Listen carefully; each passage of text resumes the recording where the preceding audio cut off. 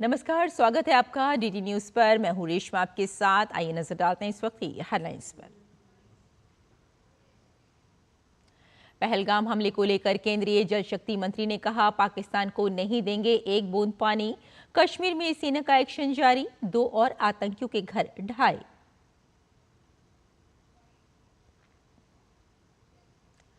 देश भर के 47 स्थानों पर 15वां रोजगार मेला आज। प्रधानमंत्री नरेंद्र मोदी 51,000 नवनियुक्त युवाओं को देंगे नियुक्ति पत्र। डीआरडीओ ने स्क्रैम जेट इंजन का 1000 सेकंड तक किया सफल परीक्षण। हाइपरसोनिक मिसाइल में होगा इस्तेमाल।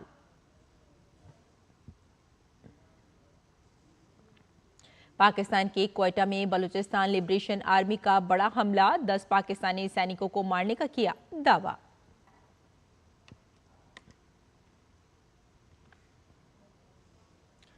पोप फ्रांसिस का अंतिम संस्कार आज। राष्ट्रपति द्रौपदी मुर्मू, ट्रंप, ज़ेलेंस्की समेत कई राष्ट्राध्यक्ष होंगे शामिल। भारत में राजकीय शोक। और आइए अब समाचारों पर डालते हैं विस्तार से नजर। प्रधानमंत्री नरेंद्र मोदी आज सुबह 11 बजे वीडियो कॉन्फ्रेंसिंग के माध्यम से विभिन्न सरकारी विभागों एवं संस्थानों में 51,000 से अधिक नवनियुक्त युवाओं को नियुक्ति पत्र वितरित करेंगे। वो इस कार्यक्रम में उपस्थित जनसमूह को संबोधित भी करेंगे। रोजगार सृजन को उच्च प्राथमिकता देने की प्रधानमंत्री की प्रतिबद्धता के तहत 15वां रोजगार मेला देश भर में 47 स्थानों पर आयोजित किया जाएगा। इससे युवाओं को सशक्त बनाने के लिए सार्थक अवसर उपलब्ध होंगे तथा वो राष्ट्रीय विकास में प्रभावी योगदान देने में सक्षम होंगे। देश भर से चयनित नए कर्मचारी राजस्व विभाग, कार्मिक एवं लोक शिकायत और पेंशन मंत्रालय, गृह मंत्रालय, डाक विभाग, उच्च शिक्षा विभाग, रेल मंत्रालय और श्रम एवं रोजगार मंत्रालय सहित कई केंद्र सरकार के विभिन्न मंत्रालयों और विभागों का हिस्सा होंगे। पहलगाम में आतंकी हमला और बेगुनाहों की बेरहमी से हत्या पाकिस्तान को भारी पड़ रही है।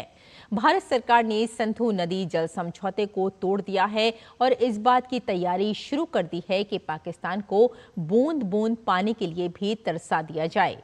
सिंधु नदी जल समझौते को लेकर कल केंद्रीय गृह मंत्री अमित शाह ने केंद्रीय जल शक्ति मंत्री CR पाटिल सहित कई अन्य मंत्रियों के साथ बैठक की। इस मामले पर CR पाटिल ने कहा कि मोदी सरकार के सिंधु जल संधि पर लिया गया ऐतिहासिक निर्णय पूर्णतः न्याय संगत और राष्ट्रहित में है।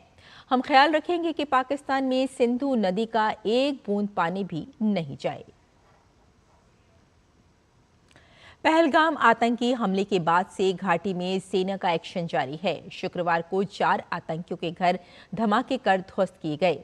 त्राल में आतंकी आसिफ शेख और अनंतनाग में आदिल ठोकेर के घर में ब्लास्ट किया गया। पुलवामा के मुरान में जैश ए मोहम्मद के एक्टिव आतंकी एहसानुल हक का घर उड़ाया गया। हक ने 2018 में पाकिस्तान जाकर ट्रेनिंग ली थी। पुलवामा के ही काचीपुरा इलाके में लश्कर आतंकी हारिस अहमद का घर ध्वस्त किया गया।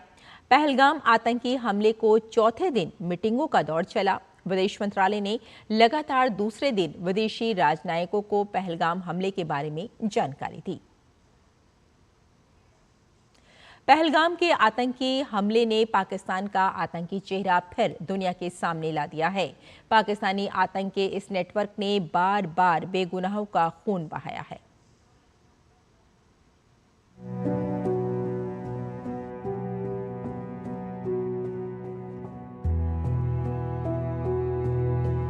आतंक को हथियार बनाकर मासूमों का खून बहाना।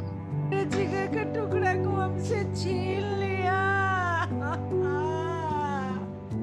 यही है पाकिस्तान का वो घिनौना चेहरा जो आज पूरी दुनिया के सामने बेनकाब हो चुका है। आतंकवाद को अपनी राज्य नीति बना लेने वाले पाकिस्तान के हाथ कितने ही बेगुनाहों के खून से रंगे हुए हैं। 22 अप्रैल को पहलगाम में हुआ आतंकी हमला हैवानियत के इसी सिलसिले की अगली कड़ी था, जिसमें हंसते खिलखिलाते निर्दोष लोगों को उनका धर्म पूछकर मौत के घाट उतार दिया गया। पाकिस्तानी आतंकवाद की दरिंदगी का ऐसा ही चेहरा पहले भी दुनिया ने देखा है। 20 अक्टूबर 2024 को आतंकियों ने गांदरबल में 7 बेगुनाहों को बेरहमी से मार डाला था। आतंकी भेंट चढ़े ये लोग एपीसीओ कंपनी के कर्मचारी थे। विकास और शांति के दुश्मनों ने उन्हें निशाना बनाया जो जम्मू कश्मीर के विकास में सहयोग कर रहे थे। पाकिस्तानी आतंक ने न निहत्थे नागरिकों को बख्शा न मासूम श्रद्धालुओं को। पिछले साल 9 जून को रियासी में श्री माता वैष्णो देवी के श्रद्धालुओं से भरी बस आतंकियों का निशाना बनी। आतंकियों की अंधाधुंध गोलीबारी के बाद बस खाई में जा गिरी, जिसमें 10 श्रद्धालुओं की मौत हो गई। आतंकियों के इसी चेहरे का यही घिनौनापन 2019 की वो घटना भी स्पष्ट करती है जिसमें 5 मजदूरों को बेरहमी से मौत के घाट उतार दिया गया था। ये सभी मूल रूप से पश्चिम बंगाल के निवासी थे और कुलगाम में मजदूरी करते थे। ये सभी घटनाएं स्पष्ट रूप से दिखाती हैं कि पाकिस्तान का आतंकी नेटवर्क जम्मू कश्मीर में शांति और विकास का सबसे बड़ा दुश्मन है। निर्दोष निहत्थे आम लोगों को निशाना बनाने की घटनाएं बताती हैं कि पाकिस्तान और उसका आतंकी खेल पूरी मानवता के लिए बहुत बड़ी चुनौती बन गया है। Bureau report, DD news. आतंकियों के घर गिराने की सुरक्षा बलों की कार्रवाई के बाद हमारे संवाददाता अश्वनी मिश्र ने बिजबेहरा इलाके का दौरा किया और पहलगाम में हुए आतंकी हमले और सुरक्षा बलों की कार्रवाई पर स्थानीय लोगों से बातचीत की। अनंतनाग का बिजबेहरा इलाका और इस बिजबेहरा इलाके का गुरी गांव और गुरी गांव का ठाकुरपुरा मोहल्ला, और ये मकान है आदिल ठाकुर का जो कि पूरी तरीके से जमींदोज हो गया है। आदिल ठाकुर, शुरुआती जांच में सुरक्षा एजेंसियों ने स्पष्ट किया है कि पहलगाम में हुआ नृशंस बर्बर कायराना हमले में आदिल ठाकुर का हाथ था और आदिल ठाकुर के इस मकान को कल जब यहाँ पर सुरक्षा जांच चल रही थी, जब यहाँ पर कार्डन किया गया इस इलाके को, जब सर्च ऑपरेशन चल रहा था, तो उसके बाद ये कि धमाके में पूरी तरीके से जमींदोज हो गया है। यहाँ के स्थानीय निवासी और सामाजिक कार्यकर्ता गाजी मंजूर हमारे साथ हैं। आप ये बताएं कि आदिल के बारे में आप क्या जानते हैं, कब तक परिवार से संपर्क था? आदिल के बारे में हम यही जानते हैं, उसने इस घर में जन्म लिया है, फिर उसके बाद उसने तालीम हासिल की, फिर एमए किया है उसने, उसके बाद ये प्राइवेट स्कूल में जॉब भी करता था। फिर 2018 के बाद वो श्रीनगर के कोई फार्म भरने के लिए गया था, तो उसके बाद उसका कोई अता पता नहीं चला। यहाँ पे कार्डन किया गया था, फिर कैसे क्या हुआ? सिक्योरिटी फोर्सेज ने सर्च ऑपरेशन शुरू किया यहाँ पे, तो फिर काफी देर तक वो चलता रहा। फिर रात 12:30 बजे एक जोरदार धमाका हुआ पूरा। बाद में आपने देखा कि मकान पूरी, फिर सुबह जब हम आए तो देखा तो ये मकान जमीन बोस हुआ था। पहलगाम में जो हुआ है हम उसकी कड़ी अल्फाज में मजम्मत करते हैं, नहीं होना चाहिए ऐसी वारदात। हम शर्मिंदा है ऐसी वारदातों से। वो जो उसमें शहीद हुए, हम उनके गम में बराबर शरीक है। उनकी याद में आज हमने काला कपड़ा भी पहना है। तो जिस किसी ने भी किया है, हम चाहते हैं कि सरकार उनको उनके अंजाम तक पहुंचाया जाए। ये कश्मीर पूरी तरह से खत्म हो चुका है, बर्बाद हुआ है। अब लोग चाहते हैं कि शांति आ जाए। हमने वो दौर जो देखे हैं उनको अब याद पे कोई ताज़ा नहीं करना चाहता है। इलेक्शंस की बात हो रही है तो हमने बढ़ चढ़ के उन इलेक्शंस में हिस्सा लिया है, वोट भी हमने कास्ट किया है। हमने जमहूरियत पे यकीन है, हमें आईनी हिंद पे यकीन है। देख सकते हैं कि किस तरीके से जो पहलगाम हिंसा में आतंकवादी शामिल थे। त्राल की अगर बात करें तो वहां पर आसिफ के घर को जमींदोज कर दिया गया है। यहाँ पर आदिल ठाकुर के घर को जमींदोज हो गया है वो घर। केंद्र सरकार की सुरक्षा एजेंसियों की प्रतिबद्धता है कि किसी भी तरीके के शरण देने वाले, पनाह देने वाले स्थानीय लोग हों या फिर चाहे बर्बर कायराना हमले में शामिल जो भी लोग हैं, उनको उनके अंजाम तक पहुंचाया जाएगा। अपने सहयोगी सागर जावेद और अपने कैमरा पर्सन पीयूष वर्मन के साथ अश्विनी कुमार मिश्र, गुरी गांव, अनंतनाग, डीडी न्यूज। पहलगाम में हुए आतंकी हमले के बाद भारत ने अपने मिसाइलों के परीक्षणों की संख्या को बढ़ा दिया है। एक दिन पहले आईएनएस सूरत युद्धपोत पर मिसाइल का सफल परीक्षण किया गया था। इसके बाद शुक्रवार को भारत ने अगली पीढ़ी के स्टेशन हाइपरसोनिक मिसाइलों के विकास की दिशा में एक महत्वपूर्ण कदम उठाते हुए स्क्रैमजेट इंजन का 1000 सेकंड से अधिक समय तक सफलतापूर्वक जमीनी परीक्षण किया है। इस साल जनवरी में 120 सेकंड के सफल परीक्षण के बाद अब 1000 सेकंड से भी ज्यादा देर तक स्क्रैमजेट इंजन का जमीन पर परीक्षण किया गया है। इस सफलता का मतलब है कि ये तकनीक जल्द ही पूरी तरह से तैयार होकर मिसाइलों में इस्तेमाल की जा सकेगी। हाइपरसोनिक क्रूज मिसाइलें HCM ऐसे हथियार हैं जो आवाज की गति से 5 गुना ज्यादा रफ्तार से लंबी दूरी तक उड़ सकती है। ये मिसाइलें हवा में मौजूद ऑक्सीजन का इस्तेमाल करके चलने वाले खास इंजन से चलती है। ये परीक्षण दिखाता है कि स्क्रैमजेट इंजन का डिजाइन और उसे टेस्ट करने की सुविधा दोनों ही ठीक काम कर रहे हैं। ये कामयाबी DRDO की अलग अलग प्रयोगशालाओं, कंपनियों और कॉलेजों ने के मिलकर काम करने का नतीजा है और इससे भारत के लिए हाइपरसोनिक क्रूज मिसाइलें बनाने का रास्ता और मजबूत हो गया है। रक्षा मंत्री राजनाथ सिंह ने इस उल्लेखनीय उपलब्धि के लिए DRDO, उद्योग भागीदारों और शिक्षाविदों की सराहना की और कहा कि ये सफलता राष्ट्र के लिए महत्वपूर्ण हाइपरसोनिक हथियार प्रौद्योगिकियों को साकार करने में हमारी मजबूत प्रतिबद्धता को दर्शाती है। जम्मू कश्मीर के पहलगाम में कायराना हमला करने के बाद पाकिस्तान दुनिया भर के निशाने पर है। भारत की ओर से पाकिस्तान के खिलाफ कड़े तेवर दिखाने के बाद से ही पाकिस्तानी नेता बड़बोलेपन पर उतर गए हैं। हालांकि पाकिस्तानी आवाम अब खुद सोशल मीडिया पोस्ट के जरिए अपनी दयनीय हालत को बयां कर रही है। सोशल मीडिया पोस्ट में पाकिस्तानी लोग खुद अपनी सरकार पर कटाक्ष करते नजर आ रहे हैं। जम्मू कश्मीर के पहलगाम में पर्यटकों पर आतंकी हमले को लेकर देश भर में गुस्सा है। जगह जगह लोग इस घटना को लेकर प्रदर्शन कर रहे हैं। मारे गए लोगों को श्रद्धांजलि भी दी जा रही है। बिहार के बोध गया स्थित महाबोधि महाविहार में वैश्विक एकता और करुणा का प्रदर्शन करते हुए हमले में मारे गए लोगों को मोमबत्ती जलाकर श्रद्धांजलि दी गई। जम्मू कश्मीर के पहलगाम में हुए आतंकी हमले को लेकर देश में ही नहीं बल्कि दुनिया भर में गुस्सा है। लंदन में भारतीय समुदाय के लोगों ने पहलगाम आतंकी हमले की निंदा करते हुए पाकिस्तानी उच्चायोग के बाहर विरोध प्रदर्शन किया।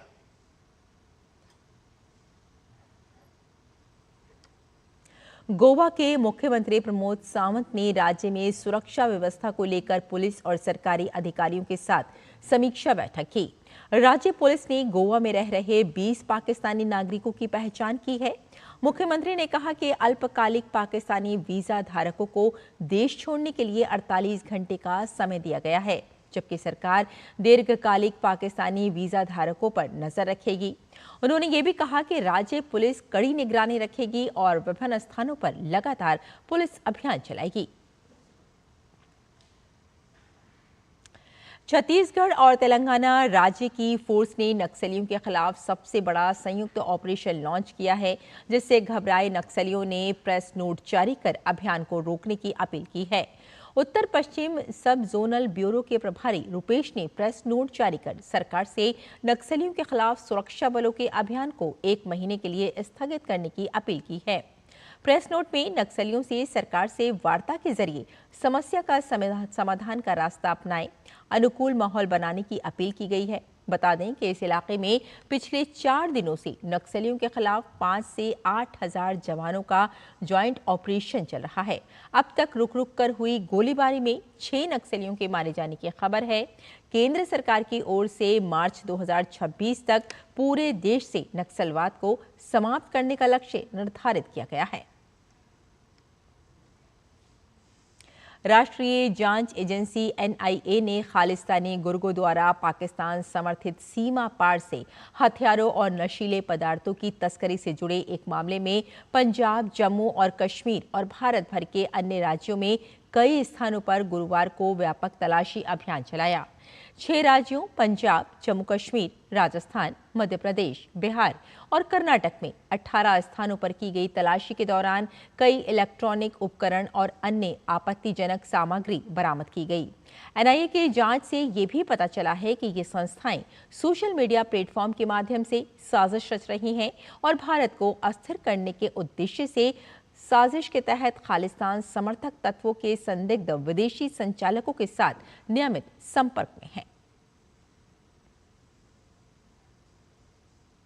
और यहां रुकते हैं एक छोटे से ब्रेक के लिए, जल्द हाजिर होते हैं। आप देखते रहिए DD न्यूज।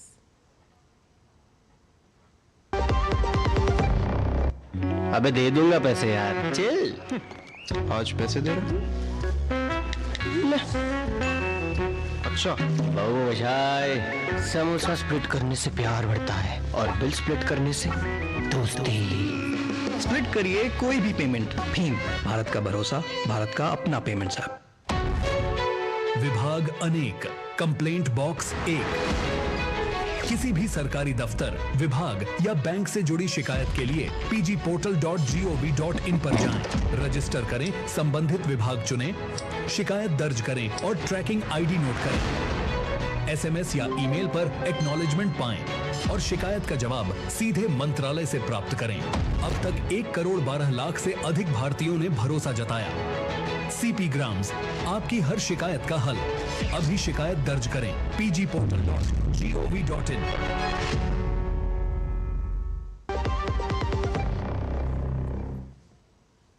ब्रेक के बाद एक बार फिर आपका स्वागत। आइए आगे बढ़ते हैं। प्रधानमंत्री नरेंद्र मोदी कल सुबह 11 बजे आकाशवाणी पर मन की बात कार्यक्रम में देश विदेश के लोगों के साथ अपने विचार साझा करेंगे। ये मासिक रेडियो कार्यक्रम का 121वां एपिसोड होगा। कार्यक्रम का प्रसारण पूरे आकाशवाणी और Doordarshan network, AIR news website और news on air mobile app पर किया जाएगा। इसे AIR news, DD news, PMO और सूचना एवं प्रसारण मंत्रालय के YouTube चैनलों पर भी लाइव स्ट्रीम किया जाएगा। हिंदी प्रसारण के तुरंत बाद आकाशवाणी क्षेत्रीय भाषाओं में कार्यक्रम प्रसारित करेगा। और गोवा में जमीन से जुड़े एक घोटाले में एस्टेवन डिसूजा और अन्य पर शिकंजा कसता जा रहा है। प्रवर्तन निदेशालय ने 4 अप्रैल को धन शोधन निवारण अधिनियम के तहत प्रवर्तन निदेशालय ने विशेष PMLA अदालत मापसा में एक अभियोजन दायर किया था।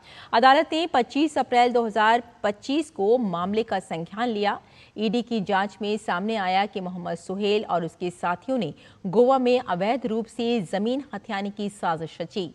वे ऐसी संपत्तियां ढूंढते थे जिनके मालिक या तो दिवंगत हो चुके हों और कोई कानूनी उत्तराधिकारी न हो या उत्तराधिकारी विदेश में रह रहे हों। इसके बाद वे फर्जी दस्तावेजों और जालसाजों के माध्यम से बिक्री विलेख या अपरिवर्तनीय पावर ऑफ अटॉर्नी तैयार कर संपत्तियों का लेन देन करते थे।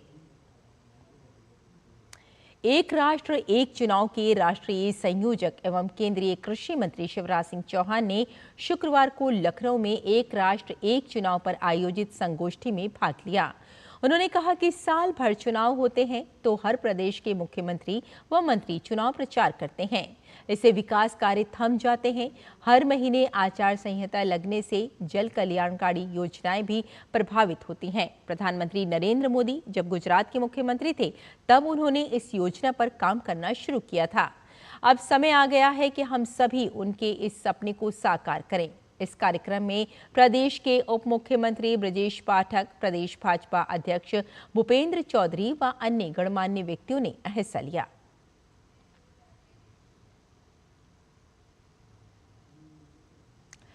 और रोमन कैथोलिक चर्च के प्रमुख पोप फ्रांसिस का अंतिम संस्कार आज रोम की सेंट मैरी मेजर बेसिलिका में किया जाएगा। अंतिम संस्कार की प्रार्थना भारतीय समय अनुसार दोपहर 1:30 बजे वेटिकन सिटी के सेंट पीटर्स स्क्वायर में शुरू होगी। दुनिया भर से राष्ट्र अध्यक्षों और प्रतिनिधियों सहित हजारों लोग दिवंगत पोप को श्रद्धांजलि देने पहुंचे हैं। वेटिकन सिटी से देखिए हमारी संवाददाता जयंती झा की ये रिपोर्ट। राष्ट्रपति द्रौपदी मुर्मू ने वेटिकन सिटी में सेंट पीटर बेसिलिका में पुष्पांजलि अर्पित करके पोप फ्रांसिस को श्रद्धांजलि दी। राष्ट्रपति वेटिकन सिटी के सेंट पीटर स्क्वायर में पोप फ्रांसिस के अंतिम संस्कार में भी शामिल होंगी, जिसमें दुनिया भर के गणमान्य लोग भी उपस्थित रहेंगे। पोप फ्रांसिस को 1,28,000 से ज्यादा लोग श्रद्धांजलि दे चुके हैं। उनका पार्थिव शरीर उनके अंतिम संस्कार से पहले सेंट पीटर्स बेसिलिका में रखा गया है। We are very proud and thank of our India, of our nations, and as we are Christians, we also thank our nations for this moment to pay homage to our beloved Pope Francis, and as he here to pay respect to Pope Francis because I loved him very much and I'm very moved about his death, and I want to pray for his resurrection and to thank God that he served us as his as a pope. I am from India. Now here in Italy, I am 10 years. I am in Italy. Now I came here to see Pope Francis. I'm very glad to see him the last time. Pope Francis को श्रद्धांजलि देने के लिए दुनिया भर से हजारों लोग वेटिकन सिटी आए हैं। भारत ने पोप फ्रांसिस के निधन पर 3 दिन का राजकीय शोक घोषित किया ताकि दुनिया भर में करुणा, विनम्रता और आध्यात्मिक साहस के प्रतीक के रूप में उनकी विरासत को याद किया जा सके। राष्ट्रपति द्रौपदी मुर्मू, सरकार और भारत के लोगों की ओर से पोप फ्रांसिस के निधन पर शोक व्यक्त करने के लिए वेटिकन सिटी की 2 दिवसीय यात्रा पर हैं।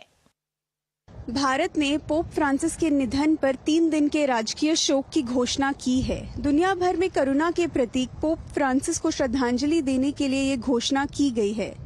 राष्ट्रपति द्रौपदी मुर्मू 2 दिन के लिए वेटिकन सिटी के दौरे पर है, जहां वो भारत सरकार एवं भारत के लोगों की तरफ से पोप फ्रांसिस को श्रद्धांजलि अर्पित करेंगी।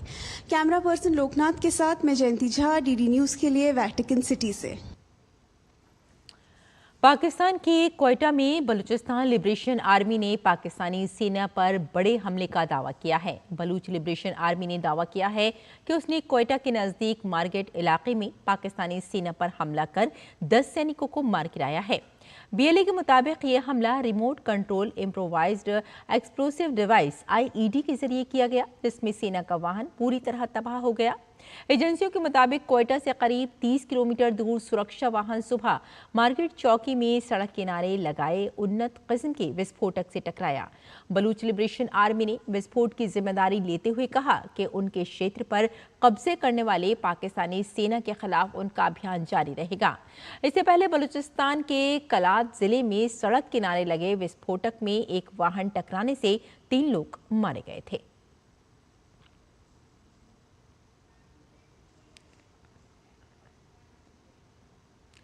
और दिल्ली के केडी जाधव इंडोर एरिना में शुक्रवार को दूसरी एशियन योगासन स्पोर्ट्स चैंपियनशिप का भव्य उद्घाटन हुआ। ये आयोजन युवा कार्यक्रम एवं खेल मंत्रालय, भारतीय खेल प्राधिकरण, योगासन भारत और एशियाई योगासन फेडरेशन के संयुक्त प्रयास से आयोजित किया गया है। इस चैंपियनशिप में 20 से अधिक एशियाई देशों के 200 से ज्यादा खिलाड़ी भाग ले रहे हैं। समारोह का शुभारंभ केंद्रीय युवा कार्यक्रम और खेल मंत्री डॉक्टर मनसुख मांडविया ने किया। उन्होंने अपने संबोधन में योग को भारत की सांस्कृतिक धरोहर बताते हुए कहा कि योग एक वैश्विक आंदोलन बन चुका है और जल्द ही योगासन को ओलंपिक खेल के रूप में मान्यता मिलेगी। कार्यक्रम की शुरुआत पारंपरिक दीप प्रज्वलन और दिव्यांग खिलाड़ियों द्वारा प्रस्तुत राष्ट्रगान से हुई, जिसने सभी का मन मोह लिया। इसके बाद अर्वाचन स्कूल और ध्रुव ग्लोबल स्कूल के छात्रों ने सुंदर सांस्कृतिक प्रस्तुतियों के माध्यम से योग की भावना को दर्शाया। ये चैंपियनशिप 27 अप्रैल तक चलेगी, जिसमें आर्टिस्टिक, रिदमिक और टीम श्रेणियों में मुकाबले होंगे। और इंडियन प्रीमियर लीग में शनिवार को होने वाले मैच में कोलकाता नाइट राइडर्स का सामना पंजाब किंग्स से होगा। ये मैच कोलकाता के ईडन गार्डन में खेला जाएगा। पंजाब किंग्स ने 8 में से 5 मैच जीते हैं और उनके खाते में 10 अंक हैं। वहीं कोलकाता नाइट राइडर्स ने 8 में से 3 मैच जीते हैं और उनके खाते में 6 अंक हैं।